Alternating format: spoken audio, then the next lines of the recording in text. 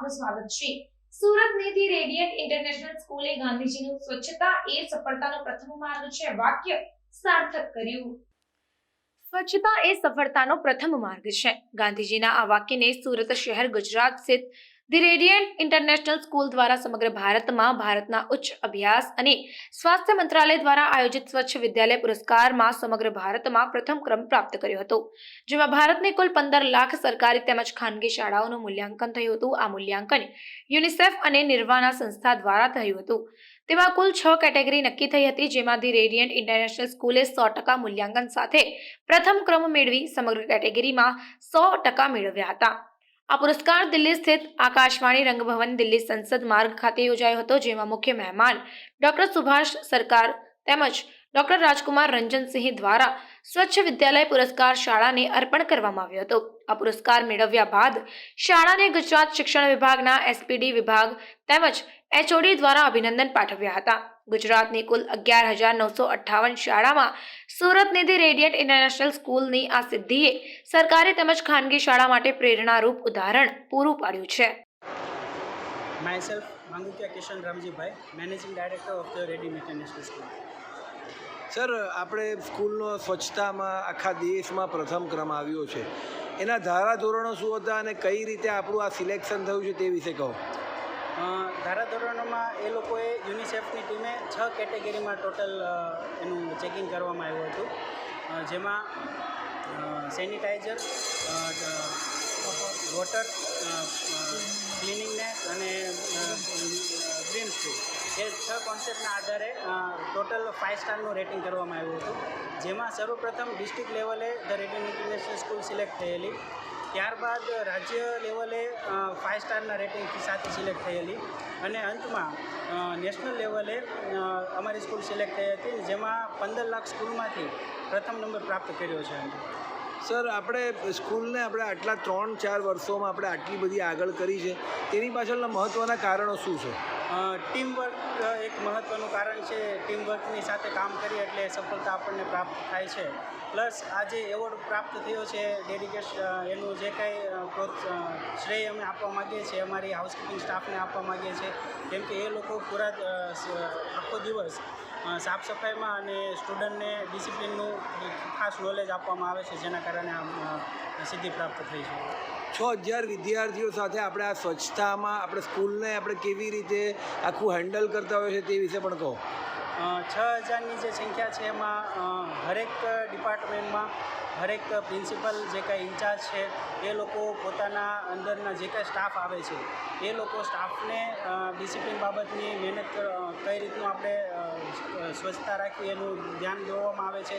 એ જ લોકો વિદ્યાર્થીઓને ક્લાસરૂમની અંદર ઇન્ફોર્મ કરે છે, જેથી વિદ્યાર્થી મિત્રો કોઈ બી પ્રકારનું કચરું કેમ્પસમાં ન નાખે। પ્લસ હરેક જગ્યાએ આપણે કચરું નાખવા માટે અલગ અલગ ડસ્ટબિન મૂકેલા છે, જે અને સેનિટાઈઝરનો યુઝ કરેલો છે, જેથી કોઈ પણ વિદ્યાર્થી આખા કેમ્પસમાં કે આવનાર કોઈ બી વ્યક્તિ કેમ્પસમાં જે કાંઈ વ્યક્તિ આવે છે એ કોઈ પણ વ્યક્તિ કેમ્પસમાં કચરું ન નાખે એનું ખાસ ધ્યાન રાખે છે। મારું નામ ડૉક્ટર વિરલ મુકેશભાઈ નાણાવટી છે। હું ધ રેડિયન્ટ ઇન્ટરનેશનલ સ્કૂલમાં એઝ અ કોર્ડિનેટર કાર્યરત છું।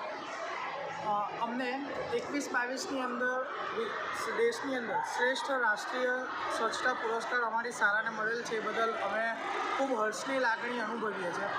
સૌ પ્રથમ વખત જ્યારે સરકાર દ્વારા 2016-17ની અંદર આ સ્વચ્છતા પુરસ્કારની જાહેરાત થઈ હતી, ત્યારે કોઈક સંજોગોવશ અમે એની અંદર ભાગ નહોતા લઈ શક્યા, પણ જ્યારે આ વર્ષે 2020-21ની અંદર એના ફોર્મની જાહેરાત થઈ એટલે અમારી શાળા કે જેમાં અમે સખત પરિશ્રમ કરીએ છીએ સ્વચ્છતા માટે, કારણ કે અમે એવું માનીએ છીએ કે સ્વચ્છતા છે તો શિસ્તતા છે અને શિસ્તતા છે તો તમારું પરિણામ ઊંચું આવી જ શકે, એટલે સ્વચ્છતાને પહેલી પ્રાયોરિટી આપી હતી। અને મેનેજમેન્ટ મેમ્બર સાથે વાત થઈ કે સર આપણે આ રીતે કંઈક સારું એવું રિઝલ્ટ લાવી શકીએ એમ છીએ અને અને નેશનલ લેવલે પણ જઈ શકીએ એમ છે. એટલે સરે પરમિશન આપી કે ઠીક છે તો આપણે એનું ફોર્મ ભરીએ. સૌપ્રથમ વખત જ્યારે ફોર્મ ભર્યું ત્યારે યુનિસેફે 36 પ્રકારના પ્રશ્નોના અમને સવાલ પૂછ્યા હતા. આ 36 પ્રકારના પ્રશ્નોના સવાલની અંદર અમે લોકોએ A+ એટલે કે 99થી 100 માર્કની વચ્ચે માર્ક મેળવ્યા હતા. તેના પરિણામ સ્વરૂપે અમે ડિસ્ટ્રિક્ટ લેવલે સિલેક્ટ થયા હતા. ડિસ્ટ્રિક્ટ લેવલે ટોટલ 10 સ્કૂલો સિલેક્ટ થઈ હતી. તેમાં પણ અમારો પ્રથમ રેન્ક હતો. ડિસ્ટ્રિક્ટ લેવલે સિલેક્ટ થયા પછી એનું પછીનું સ્ટેપ હતું કે ભાઈ રાજકીય લેવલે જઈએ એટલે કે સ્ટેટ લેવલે જઈએ ત્યારે યુનિસેફ તમે જે 36 પ્રકારના સવાલના જવાબ આપ્યા છે એ ખરેખર વાસ્તવિક છે. એના ફોટોગ્રાફ્સ, એની ક્લિપ્સ, એની સાથે એ લોકો ઓડિયો ક્લિપ લેવા આવે અને એનું સર્વે કરે. એ સર્વેની અંદર પણ અમે A+ એટલે કે 90થી 100 માર્કની વચ્ચે મેળવ્યા હતા. અને શિક્ષણ મંત્રી શ્રી જીતુભાઈ વાઘાણી દ્વારા અમારી શાળાને ગુજરાત રાજ્યની શ્રેષ્ઠ સ્વચ્છ પુરસ્કાર આપ્યો હતો. ત્યાર પછીનું સ્ટેપ હતું કે ભાઈ નેશનલ લેવલે જવું છે તો નેશનલ લેવલે જવા માટે દિલ્હી ફોર્મ ભરવું પડે. એ ફોર્મ અમે લોકો ભર્યું અને દિલ્હીથી એક સ્પેશિયલ યુનિસેફની જુદા રાજ્યોથી નિમાયેલી ટીમ આવે.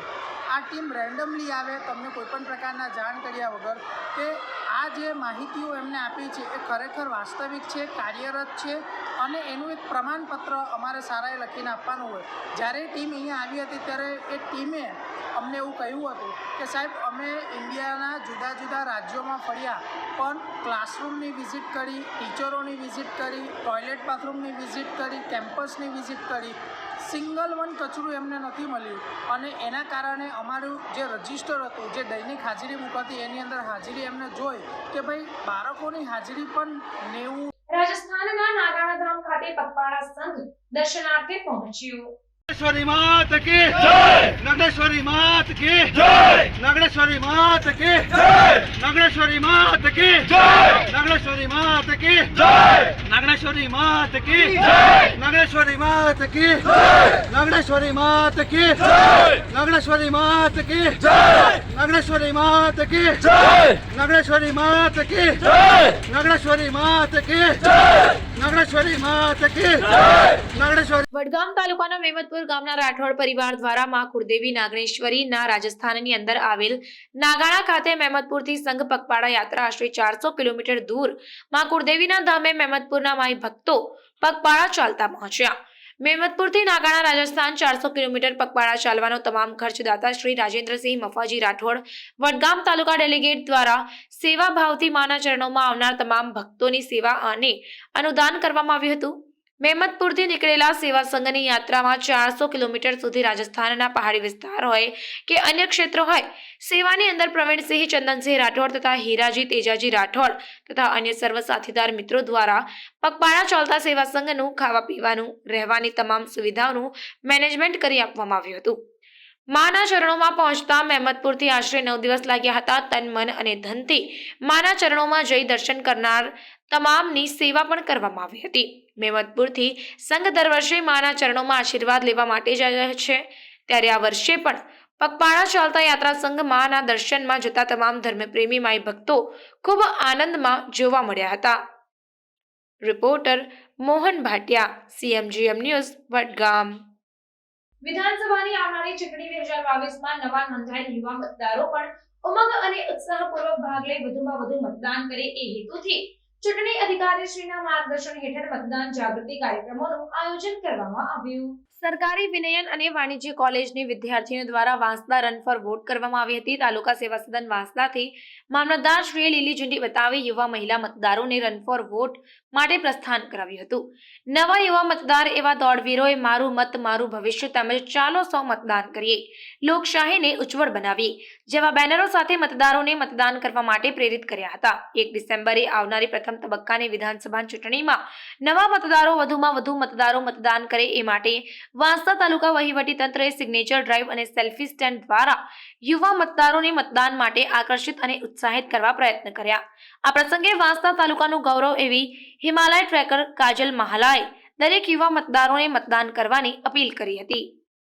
નમસ્કાર, મારું નામ કાજલ મહાલા છે. હું 177 વાંસદા વિધાનસભા મતદાર વિસ્તારની મતદાર છું. હું પર્વતારોહક એટલે કે ટ્રેકર તરીકે યશ એડવેન્ચર વાંસદા અને માઉન્ટ આબુ રાજસ્થાન ખાતેથી બેઝિક એડવાન્સ અને કોચિંગ કોર્સ પૂર્ણ કરી હિમાલય ટ્રેકિંગ માટેની શારીરિક અને માનસિક યોગ્યતા મેળવી હિમાલય પર્વત ટ્રેકિંગ કરેલ છે.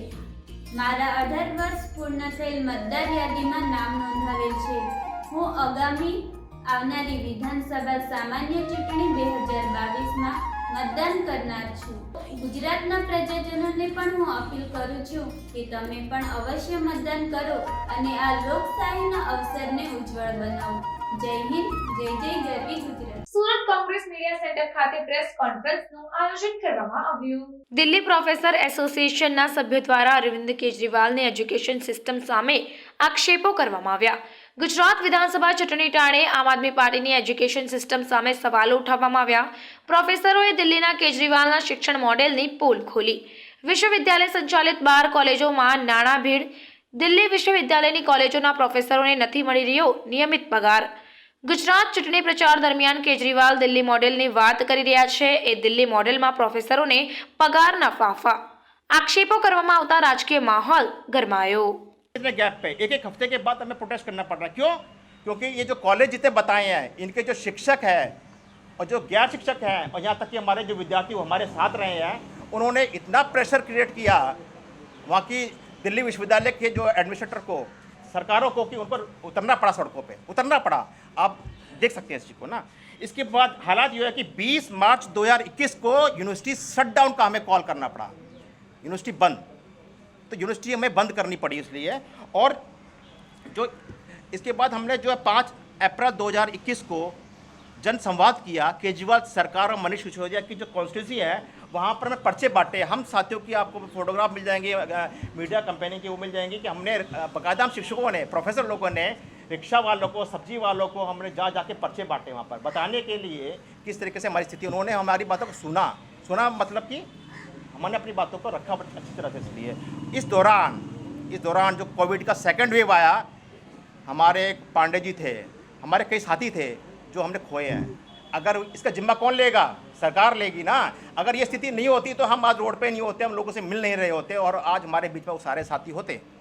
तो कोविड में जो खोए हमने लोग साथी, किस कारण से? इस वेतन को ना मिलने के कारण, अपनी जो जीविका है उसको चलाने के लिए. तो स्थिति इतनी हमारी जो भयावह हुई वो किस लिए हुई? इसी कारण से हुई. और तब जो है दिवाली के महीने पे देयर इज़ नो सैलरी, कोई तनख्वाह, कोई वेतन नहीं था हमारे घरों पे. तो हमने दिवाली त्यौहार कैसे मनाया होगा इसको बताने की ज़रूरत नहीं है. यहाँ पर एक पैसा नहीं था, वेतन नहीं था किसी के पास, चाहे वो कॉन्ट्रैक्ट पे टीचर हो जिनकी मात्र तनख्वाह 15,000 होती है, वो किस से पैसा मांगेगा? 6 महीने तक अगर 15,000 रुपये नहीं आ रहे हैं, जिसमें भी हर व्यक्ति का EMI चलता है, बच्चों की जो फीस जाती है. सोच बर्डन देखिए ना. होम लोन जो होता है, कईयों ने अपनी कारें बेची है, कईयों ने अपने घर छोड़े हैं और अपना जो रेंट पर रह रहे थे छोड़ के जो ना परिवारों को जो अपने गांव देहात में भेजे हैं. तो ये सोचिए, ये मामूली बात नहीं है एक वेतन का ना मिलना. उससे देखिए कितनी चीज़ें जुड़ी हुई है. तो पूरी सिस्टम पूरा वो चरमरा गया हर एक व्यक्ति का जो वहाँ पर रह रहा था. इसके बाद अभी भी बात समझी नहीं. हुआ क्या कि जब हम कोर्ट गए, कोर्ट का भी देखिए ना, उसके बाद हमने प्रोटेस्ट भी किया. जैसे ये कहते हैं ना, ये लोग जो है देखते हैं कि किस तरीके से बिलबिलाहट होती है. तो इन्होंने तब इन्होंने कुछ पैसा रिलीज़ किया, पर तो पूरा नहीं किया, कैफिशेड में रहे. तो इन्होंने पूरा पैसा फिर भी रिलीज़ नहीं किया. मकसद एक किया कि फंड कट करना. और एक और, जैसे कि अभी भी हमने जो है अभी कुछ दिन पहले ही हमने जो है इसमें सितंबर में फिर प्रोटेस्ट किया, हमने CM हाउस पे किया. हमने से उसका एक ह्यूमन राइट है कि अगर एक मजदूर भी काम करता है, अगर तो सुबह काम करता है, शाम को एक झाड़ी जब जाता है तो उसको दी जाती है. हमने तो लगातार 6 महीने तक काम किया है और हमें तनख्वाह नहीं दी गई. ये एक विश्वविद्यालय की बात है. उसके बाद 5 सितंबर 2020 को इतनी हालात हो कि कॉलेजों ने खुद जो है ये बीड़ा उठाया. हमारे दिल्ली विश्वविद्यालय के जितने 12 कॉलेज, इसमें हमारा कॉलेज भी था, आचार्य नरेंद्र देव कॉलेज, बीड़ा उठाया कि उन्होंने स्ट्राइक की, प्रोटेस्ट किया. उसी टाइम झूठा हमारी ट्रेड यूनियन ने भी किया. उस टाइम हम पुलिस अरेस्ट भी हुए. और उसके बाद थक हार के जब हमने देखा हालात नहीं सुधर रहे हैं, तो 16 सितंबर 2020 को हमें कोर्ट जाना पड़ा, दिल्ली हाई कोर्ट. उसकी हमारे पास रिट पिटीशन भी है, PIL भी है, पूरी कॉपी है हमारे पास. तो 16 सितंबर 2020 को गए, जिसमें कि पहला पिटिशनर मैं था और डॉक्टर यशेश्वर सेकंड पिटिशनर थे। इसके अलावा 4-5 साथी और थे और कॉलेजों के हमारे, जो कि पूरी तरह से 100% फंडेड कॉलेज के थे। तो अब सुनवाई देखिए कि उस जो हमारे केस की जो हमने वहाँ पर रिट पिटिशन डाली, तो हुआ क्या कि उसके बाद अगली सुनवाई हमें 16 सितंबर के बाद 21 सितंबर को मिली। यानी कि इस जो हमारा जो हमने केस फाइल किया था उसकी संवेदनशील को हमारे जस्टिस ऑनरेबल जस्टिस साहब ने भी समझा कि 4 दिन के बाद अगली डेट दी गई, और उसके बाद 21 के बाद फिर 24 सितंबर को जो है दूसरी डेट दी गई, और जो कि हमें एक पीआईएल की तरह उसको ट्रीट किया गया, और फिर 11 नवंबर को एक दोबारा से डेट दी गई, और जाके लास्ट में जो है 16 दिसंबर 2020 को इसका फैसला ऑनरेबल हमारी हिमा कोहली मैडम ने दिया, जस्टिस ने, कि जो ये 12 कॉलेज की आप तनख्वाह जो है वो रोक नहीं सकते हैं। पहली बात हम कोर्ट जाने का केवल एक ही कारण था, खासतौर पर हम साथियों का, कि कोर्ट क्या कहेगा, और डर का माहौल इतना था कि एक शिक्षक जो है अपनी तनख्वाह के लिए किसी को बोल नहीं पा रहा था और कोर्ट तक जा नहीं पा रहा था। हमने हिम्मत करके गए, केवल इस कारण से गए, कोर्ट क्या कहेगा, ये कहेगा कि आपको तनख्वाह नहीं देंगे हम, आपको आप काम करिए हम तनख्वाह नहीं देंगे आपको, या फिर दिल्ली सरकार ये कहेगी कि हमारे पास पैसा नहीं है। दो ही चीज़ हो सकती है केवल। तो हम कोर्ट गए, तो कोर्ट जाके हमें मालूम पड़ा, जैसे यशेश्वर जी ने बताया हमें, कि लास्ट में फैसला हुआ कि आप इनके सैलरी को रोक नहीं सकते हैं, आपको रिलीज़ करनी पड़ेगी। ये हमारे पास कोर्ट का हमारा डिसीजन रहा। तो वहाँ जाके हमें मालूम पड़ा कि जो वहाँ के वकील भी इस बात को नहीं कह पाए कि हमारे पास दिल्ली सरकार के पास कोविड के टाइम के कारण पैसा नहीं है। तो देखिए किस तरीके से इसको इस रचना को रचा जाता है कि वहाँ जाके फैसला हुआ, और उसके बाद तुरंत बाद जो है पैसे जो है कॉलेजों के रिलीज़ किए गए। परंतु दुर्भाग्य की बात यह है, जो फंड कट की बात कर रहे हैं, अब बात सैलरी तनख्वाह की नहीं है, फंड कट करना, ताकि जितनी हमारी ज़रूरत है कॉलेज को एक चलाने के लिए, जिसमें कि बताया मैंने सैलरी के अलावा बहुत सारे हेड होते हैं, जिसमें कि हमें एक LTC दिया जाता है, और इसके अलावा हमारा चाइल्ड एजुकेशन अलाउंस होता है, उसमें हेल्थ के लिए हमारे मेडिकल बिल्स होते हैं, जो कि कोविड के टाइम पर तो बहुत कुछ था, ठीक है ना। और हमारे यहाँ इतने हमारे जो सीनियर टीचर्स हैं जो लगातार पढ़ती है, उनको रोक दिया गया। एक कॉलेज ऐसा है यहाँ पर, मैं कोट कर रहा हूँ, महाराजा अग्रसेन कॉलेज वहाँ पर ऐसा है, वहाँ पर क्या है, पिछले 3 साल से मेडिकल बिल को रोक दिया गया है, 3 साल से। और उसमें अलावा एक कॉलेज और है, 2-3 कॉलेज ऐसे हैं जहाँ 6 महीने से सैलरी नहीं दी गई थी। तो सोच सके कोर्ट के बाद रिलीज़ की गई, परंतु उसके बावजूद भी पूरा पैसा रिलीज़ नहीं किया गया। तो जो वहाँ के हमारे कॉलेज के प्रिंसिपल्स हैं, उन्होंने क्या करा कि उन्होंने कहा कि हम आपको इतना फंड रिलीज़ कर सकते हैं, क्योंकि सैलरी के हेड पे सैलरी दे दी, परंतु और कामों में के लिए पैसा नहीं मिला, जिसे कहते हैं GIA, ग्रांट इन एड, जो कि अलग से दिया जाता है। तो उस टाइम 30 करोड़ का डेफिसिट था करीब करीब हमारा। तो इसलिए जो है भगिनीता कॉलेज, जब हमारा वर्डिक्ट आया उसके बावजूद भी एक भगिनीता कॉलेज था, वहाँ पर जो फंड दिया गया वो 0 था। सर का और चनिका मैडम का, कि उन्होंने हमें ये मौका दिया कि हम जो आर्थिक संकट से जूझ रहे हैं अपने कॉलेजेस में, आम आदमी पार्टी के जो अमानवीय करते हैं पिछले 3-4 साल से जो हमारे साथ हुआ, उसके साथ मैं उसके बारे में मैं आपको बताऊंगा, उसकी एक रूपरेखा बता देंगे आपको। उसके बाद जो कागज़ी दस्तावेज और साक्ष्य हैं वो हमारे मित्र प्रोफेसर उदयवीर जी आपको उसको बारे में और बताएंगे। इस देश की जो राजधानी है वो दिल्ली है, और देश की बेहतरीन यूनिवर्सिटी में दिल्ली विश्वविद्यालय का नाम आता है। दिल्ली विश्वविद्यालय में लगभग 80 कॉलेजेस हैं, जिसमें से कि 28 कॉलेजेस दिल्ली सरकार द्वारा वित्तीय पोषण पाते हैं, जिनमें से 12 कॉलेजेस को 100% जो वित्तीय अनुदान मिलता है वो दिल्ली सरकार द्वारा मिलता है, और 5% बाकी 16 कॉलेजेस में। और हम उनमें से एक कॉलेज जो कि 100% अनुदान जो दिल्ली सरकार से मिलता है उससे आते हैं। दिल्ली में साथियों बहुत सारी सरकारें रहीं। 15 साल शीला दीक्षित जी की सरकार रही, कांग्रेस की सरकार रही, और एक भी दिन आर्थिक संकट से हम लोगों को नहीं गुजरना पड़ा। पिछले 3-4 साल में जब कोरोना चरम सीमा पर था, केजरीवाल जी की सरकार ने फंड कट शुरू किया। शिक्षकों की राजधानी में देखिए क्या हो रहा है। जो बातें वो यहाँ करते हैं वो तो अलग बात है, जो फेक एजेंडा लेके आते हैं, अब तो वो पुराने हो चुके हैं और हम लोगों की भी आंखें खोलनी चाहिए कि जो फेक एजेंडा वो शिक्षा के बारे में दे रहे हैं वो दिल्ली में क्या कर रहे हैं, दिल्ली के विश्वविद्यालय के जो कॉलेजेस हैं उनमें क्या चल रहा है। तो हमारा फंड कट कोरोना के समय काटा गया, धरने पर हम लोग गए, तादाद में गए, भाई ऐसा आप क्यों कर रहे हैं। उसके बाद हम और उदयवीर जी ऑनरेबल हाई कोर्ट के पास भी गए, जहाँ से ऑर्डर हुए, भाई ये फंडामेंटल राइट है वेतन का, आप वेतन क्यों नहीं दे रहे हैं। जैसे उनकी आदत है सरकार के काम करने का जो तरीका आप लोगों को पता है, इधर कीचड़ फेंको उधर कीचड़ फेंको, ये सारी हमारे पास पैसा नहीं है, ये नहीं। धरने हुए, सैलरी रिलीज करी गई, पेंशन देखिए आप, पेंशन नहीं मिली, ये अमानवीय कृत्य है। उस दौर में जब कोरोना चरम सीमा पर था, 3 महीने की देते हैं, कहीं 4 महीने की रोक देते हैं, कहीं आधा देते हैं, कहीं फंड डेफिसिट में चल रहा है। ये आपको देवीर जी और पूरा जो है स्टैट्स देंगे, मैं आपको एक पूरा लबोलबाब बता रहा हूँ उस पूरी बातों का।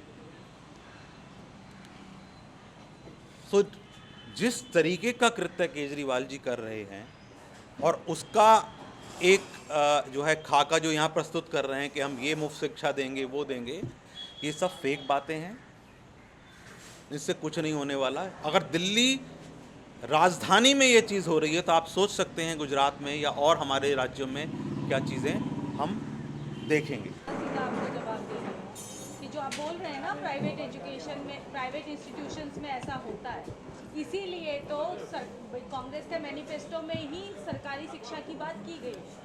हम सरकारी शिक्षा की बात क्यों कर रहे हैं, हम क्यों उच्च शिक्षा के निजीकरण का विरोध कर रहे हैं, वो इसीलिए कर रहे हैं क्योंकि वहाँ ऐसा हो रहा है। रही बात ये मुद्दा क्यों बना, वो मुद्दा इसलिए बना क्योंकि यहाँ पे केजरीवाल जी आकर के एक ऐसा प्रोपेगेंडा कर रहे हैं और इस देश मतलब इस प्रदेश की जनता को एक झूठे प्रोपेगेंडा में बांधने की कोशिश कर रहे हैं। तो एक टीचर होने के नाते इस देश के जिम्मेदार नागरिक होने के नाते हमारा दायित्व बनता है कि उस झूठे प्रोपेगेंडा के खिलाफ हम बोलें।